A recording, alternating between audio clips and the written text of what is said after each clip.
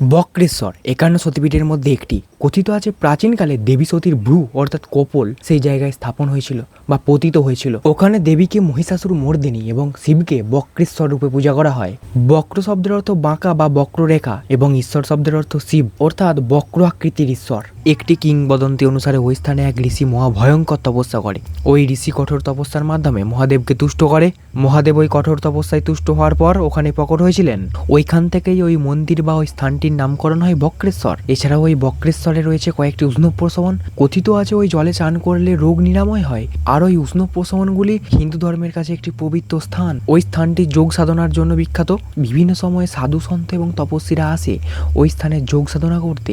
ওই বক্রেশ্বর শুধুমাত্র তীর্থস্থান নয়, ওটি একটি আধ্যাত্মিক কেন্দ্রও বটে, যেখানে গিয়ে পৌঁছালে নিজের আত্মশুদ্ধি ঘটে। আসলে ওই কুণ্ডগুলির মধ্যে রয়েছে 10টি কুণ্ড। সেগুলি হলো 1 নম্বর অগ্নিকুণ্ড, 2 নম্বর দুধকুণ্ড, 3 নম্বর সূর্যকুণ্ড, 4 নম্বর চন্দ্রকুণ্ড, 5 ব্রহ্মকুণ্ড, 6 বিশালক্ষী কুণ্ড, 7 কমলাকুণ্ড, 8 জ্ঞানকুণ্ড, 9 পঞ্চরথকুণ্ড, 10 পঞ্চতীর্থকুণ্ড। প্রাচীন হিন্দু সনাতন ধর্ম অনুযায়ী এই 10টি কুণ্ডের 10টি মাহাত্ম্য রয়েছে।